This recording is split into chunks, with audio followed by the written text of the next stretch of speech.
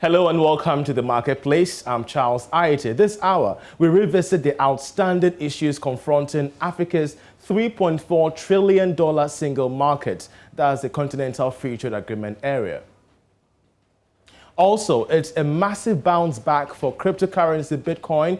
We'll take a look at the market potential as the central bank says trading in this cryptocurrency remains illegal. And how do you make the best out of social media to sell your products and make some cash this new year? We'll discuss the do's and don'ts on digital marketing. Stay with us.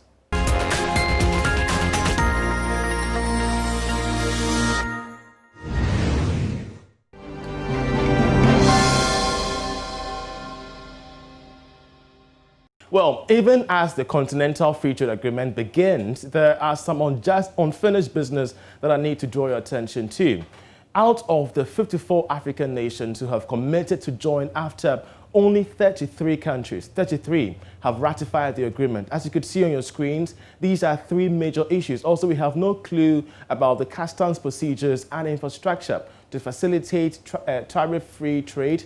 This is very much troubling to experts, especially when customs procedures are the heart of this single market arrangement. Also, all 54 countries who have signed up to this single market possess individual trade and investment laws. Ethiopia, for example, prohibited foreign investment in its financial sector, a potential breach of the AFTA rules.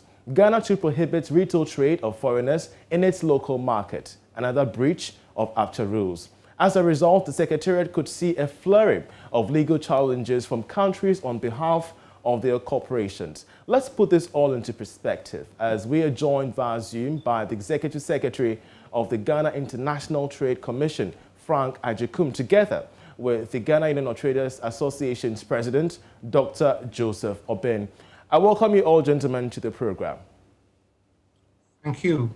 Well, first of all, let me start off with you, Mr. Ajikum. One may question the timelines for the start of the Continental Free Trade Agreement, especially when the customs procedures and infrastructure to facilitate tariff-free trade are yet to be finalized.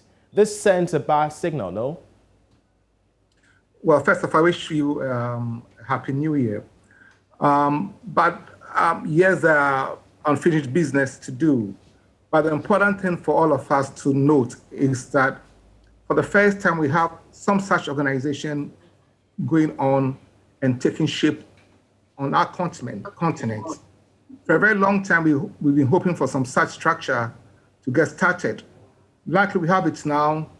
And yes, we didn't expect that everything would be ready at the first day of trading. Everybody was realizing that there'll be issues that had to be dealt with later. The important thing is that there's commitment all around for us to get on the same hymn sheet, so to speak, so that we can get after of speed. But while we do that, we cannot really sit down and say that we are waiting for 100% completion of all the issues involved, such as the customs and all the harmonization of trade rules across the continent. If we are to wait to do that before we start, we may never, ever get started. But the important thing is for us to get going now. Even as we move along, we look at our shortcomings, the things that we can fine-tune, and we try as much as possible to bring up to speed all the countries and all the jurisdictions concerned. Don't forget, you look at the EU, where they've got into and where they started, you realize it will tell you that this journey is a very long one. It's not a short thing that you expect that at one go, everything will be done. But the good thing and the positive thing is that, yes, we've got some such structure on the continent that is working. And I think we should look at the positive side of it, even as we try to fine-tune all the other things that we need to fine-tune. Interesting. Well, let me now bring in Dr. Joseph Obeng, because you have also been raising concerns about the unclear rules when it comes to trade tariffs and issues at the port. Have most of these concerns been addressed so far? No, not as I know at the moment. And it is very important if this will take effect, especially when it's starting now. We should know certain information, especially about the sensitive list as against the non-sensitive product as listed. And the rules of origin is the main factor of the pact itself. And so for now, we should be in the know of the products that as traders who will be in a position to trade in. And that is what we haven't gotten. We know the custom to custom thing is very important, it's very essential. Otherwise, things will come in before they will say you have to be cleared first, whether it qualifies within the rules of origin. So it is still very important. These things haven't been communicated to us. That's very much worrying, but stay on that particular concern, because I want to ask you, Mr. Ajukum, of course, what does the GITC make of the dispersed nature of investment laws across the continent? Ethiopia has its own investment laws, Kenya has its own foreign trade investment laws, and even that of Ghana, we're having our own impasse with Nigeria. What does the GITC propose moving forward under this new single market policy? That all countries get committed to the rules and regulations that are set by our regional blocks. For instance, in ECOWAS, we have a regional, in West Africa, we have a regional bloc called ECOWAS, where we set certain standards and certain rules. For instance, in terms of investment, in terms of export and stuff like that. But you'll be told, and Dr. Obin will be best to tell you, that yes, while it's easy to enter some countries with your goods, in some countries it's very, very difficult, even though we've all signed on and ratified these agreements that we've all agreed to abide by. So that it's for us as a people and as countries and governments to abide by the rules that we set for ourselves. I mean, there's no magic wand in saying that one person could come and whip you into place. Once we get committed to doing certain things, we should then see the actualization of it. This demands calls upon political will. You'll be told across ECOWAS that Ghana is a very easy place to deal with because we abide by the ECOWAS regulations in almost all its tenants. Not all the countries do the same. You may ask why. Why is that when Ghana wants to export certain countries or certain countries want to export certain countries, it becomes a problem. But Ghana, you come here and you abide by the rules. It's because we are committed to such processes. And we understand that such processes are what Africa needs in its forward march. And so we can only appeal that all of us get in there. But sooner than later, in terms of the African continental free trade area, those who do not sign up to it will be the losers because the 33 or so countries that have signed up have given the commitment that they want to go ahead. And so we're going to harmonize customs issues, we're going to harmonize trading issues, investment, and we're going to do that. But I'm saying that these things are not done in a day or even in a year. It will take some time. The important thing is for information to be made available expeditiously and timeously to the various players. I mean, Dr. Bin was talking about the specified list and which ones do they have to deal with. These things must be made available as soon as possible once they are ready. But I can understand that even in high offices, some of these things are being fine-tuned. Interesting. So it will take time. And as a people, we should know that it's going to take time. Even as we demand on our governments to see that we get the right things done, we should also know that it's going to take time. And I always give the EU as an example. So we should know that we have a long journey to go. Well, Dr. Obin, of course, you did hear Frank Ajukum there saying that it demands political will. Of course, we've heard the Secretary General, Wamkele Mene, talk about the need for some compromise when it comes to these existing foreign retail laws. Here in Ghana, you have your own concerns with foreign retailers, Nigeria and that. But we're looking at the bigger picture. We've seen the Secretary General, Wamkele Mene, say that countries must, at a particular point, compromise their foreign trade investment policies. This could affect Guta. Are we not seeing a point in view where we look at compromise other than retaliation under the Continental Free Trade Agreement area? I don't know the context for which he was saying this, but I don't think it was even necessary to come out with that suggestion. Because if we have to harmonize the laws, it should be within the framework that has already established the Continental Free Trade itself. Otherwise, any other thing outside the confines of this pact will bring the confusion that we are already witnessing in the ECOWAS Treaty. So it has gotten its rules and engagement. So whatever harmonization that we want to do, it is correct though, but it should be within the framework itself. It should be within the rules and engagement. It is as simple as that. If other countries have their own set of investment laws that do not go into contradiction or it doesn't contravene into the continental free.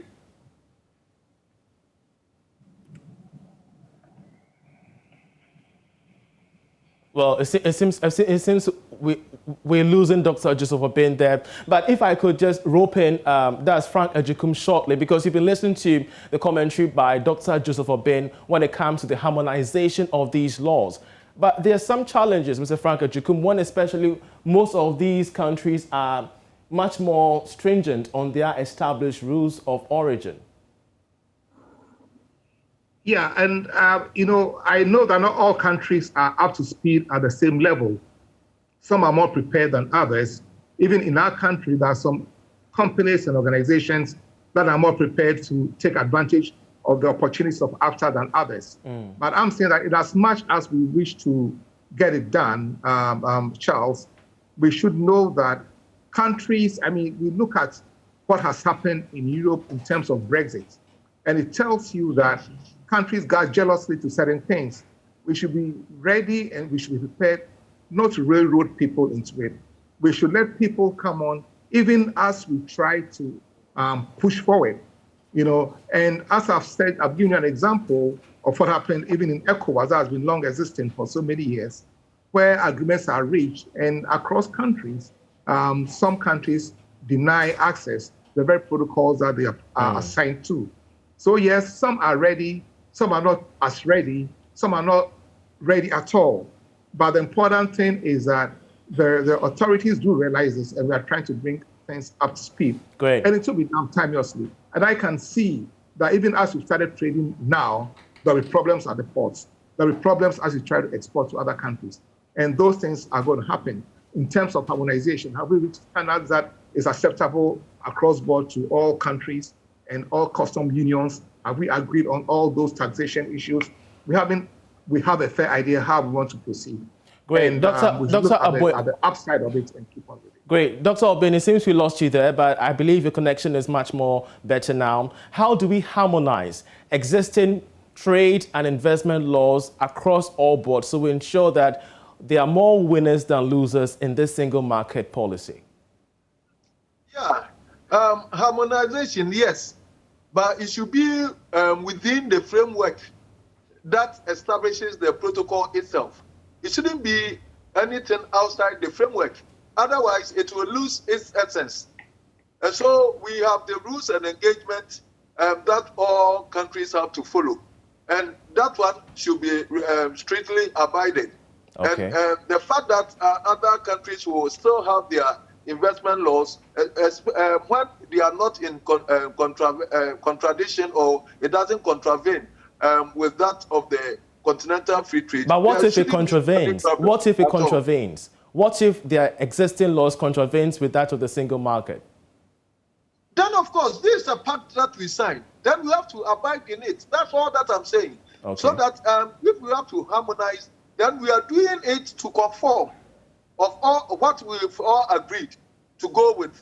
And anything outside that, people, countries are not going to relax their laws because of the continental free trade, if it doesn't contradict. And that's all that I'm saying. Great. So we should harmonize, yes, but it should be within the framework itself. We're so grateful, Dr. Obeng, for your inputs there. I want to end with that's Frank Ajikum, the Executive Secretary of the Ghana International Trade Commission.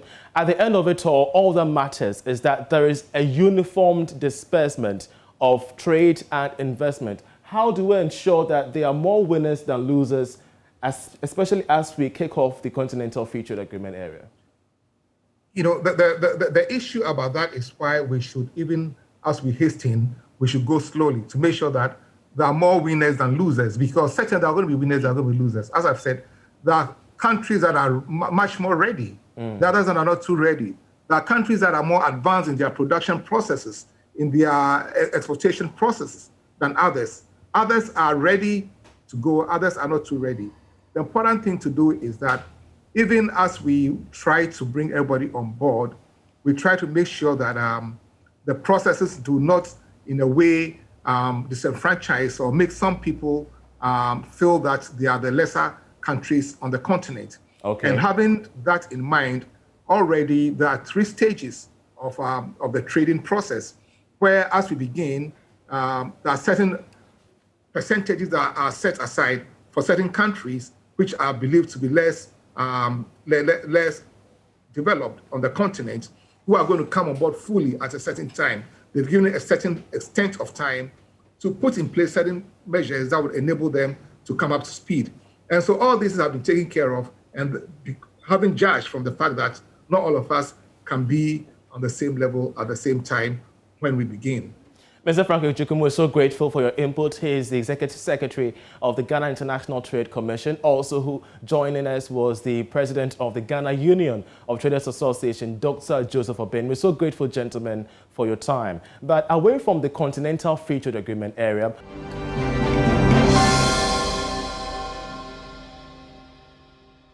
one other biting issue is the impact of Brexit on trade in Ghana.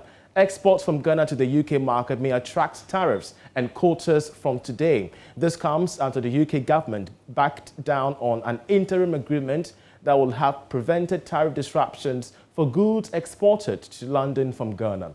George Raffi shares with us how this development impacts jobs right here in Ghana. Last Friday, the Trade Minister Alain Tremontin and his UK counterpart Les Truss initiated an interim agreement, or call it consensus. This is expected to ensure that exports from Ghana to the UK market will not attract any extra tariffs. The move was to allow the 2 countries to finalize talks and a new bilateral trade agreement between the 2 countries. However, in a surprise move, the UK government went back to amend the statement covering the interim agreement, saying that the engagement with the Ghanaian government is still ongoing and the pact will not be in place come January 1, 2021. This should mean that the trade terms between the 2 countries will be supervised by the World Trade Organization rules, meaning that tariffs will be applied on all exports to the UK market as well as the same to the Ghanaian market. But for the Ghanaian firms that export to the UK market, this will make their goods and products expensive compared to their peers, thereby making them less competitive. The move has forced some of these firms in Ghana to cut down on their exports, a move that will lead to some layoffs and even possible shutdown of their business here in Ghana. This is because these manufacturing firms are yet to fully recover from the shocks of COVID-19 on their operations. The quota-free duty-free deal has kept most of these firms in operations for a long while. Ghana has currently been forced to negotiate a new trade deal with UK following the full implementation of Brexit. Ghana currently has a duty-free, quota-free deal with all countries in the EU market. Now, this will be of interest to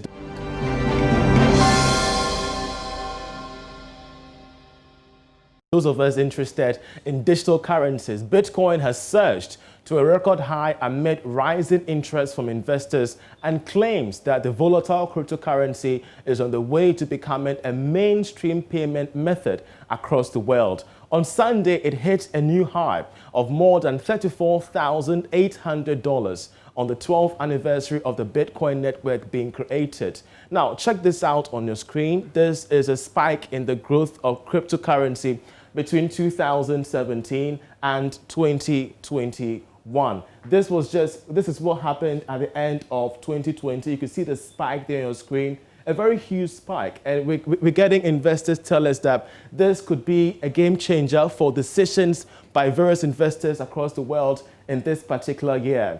This is big. Looking at the spike from 2017, it had issues. It had a plummeting issue, but it had to rise somewhere in 2018 despite the global economic crunch and maintain its balance. But in 2020, that was somewhere in December, the figures just went unimaginable. Helping us put all these things into perspective, especially when Ghana has, of course, indeed placed it as illegal, is that of the founder of ISOF, in the person of Henry Kobler. He joins us via Zoom. Henry, we're so grateful that you joined us. First of all, what does this really mean for investors, especially when we do know that the trade in Bitcoin is somewhat illegal in Ghana? Okay, thank you very much. I think that you hit the nail right on the head. It's very sort of illegal to sort of trade with Bitcoins in Ghana. I mean, based on regulations pushed out by Bank of Ghana. But I think that globally people are using this sort of currency to do their trading, especially because it's the digital age and you don't expect anything out there to be of that nature. And so for the currency sort of to spike to that high, I think that there are lots of factors that are pushing on to that, and that is really cashing in a lot for a lot of investors. Henry, hold on there, because I want us to pull up on our screens the current state of cryptocurrency in Ghana, the current state of it, and we have a three-pointed factor to help us understand the true state of Bitcoin in Ghana. The first being that the BOG says trading and using Bitcoin in the country is not yet legal, as you rightly stated, and it references that of the Payment Systems Act 2003. The second is that there is currently a settlement and payment bills before Parliament which will cater for the use of cryptocurrencies in the future. Some more good news for players like yourself. And the third, of which I'll come to you, is that demand for cryptocurrencies have spiked, with dealers and buyers now operating a black market regime. How do you respond to this, Henry? So I think that definitely the Bank of Ghana is just doing what it's responsible to be able to do, which definitely just pushing up regulations to be able to make use of that currency. But then I think that globally, it's a currency that you can control people from having hold to it and trading with it. Definitely people are going to look at the spike now and rush into it. I can give you just somewhat background to it. So in 2017, the same spike came and sure. It actually pushed to a record value of $20,000. And just by beginning of last year, it plunged to as low as $3,000. And so I'm sure that at that time, investors of that currency relatively were having issues relatively trusting the currency. Okay. Getting to the middle of the year, it actually spiked up to like $8,000. And before December, it goes down to $28,000 now to $34,000, and now coming back to $32,000. So now, it's very volatile. It's somewhat jerky there. It's somewhat jerky. But if I could end on this note very briefly, Henry, where do we see the future, especially when we're having the Bank of Ghana express some sort of measured interest as against the avid thirst for the currency to be traded in the country? Where do you see the future of Bitcoin? I think that, like I keep saying, it's a global currency, and so sort of you have a lot of people jumping onto it. But the Bank of Ghana is really doing a lot of work back time to make sure that it looks into the dynamics of it and puts up regulations to it. I mean, it's not just about Bitcoins. There are other alternative coins, and even the central banks are relatively pulling up coins to make sure that they can push in some regulations in terms of the trading of these digital currencies. Okay. And so I think that they are doing some level of work in there to make sure that citizens can benefit from this digital age currencies that are training. Great. Henry, we're so grateful. We shall continue this discussion. He is the president, the founder of iSolve Africa. Well, to many of us out there who might be wondering,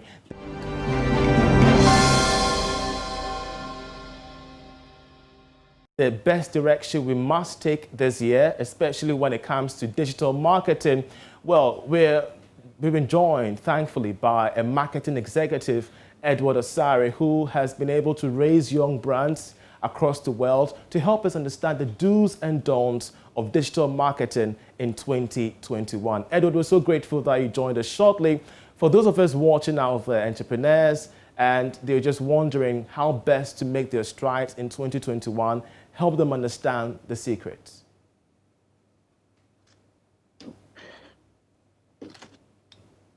Hello, Charles. How are you doing? Yeah, Edward. Thanks for having me.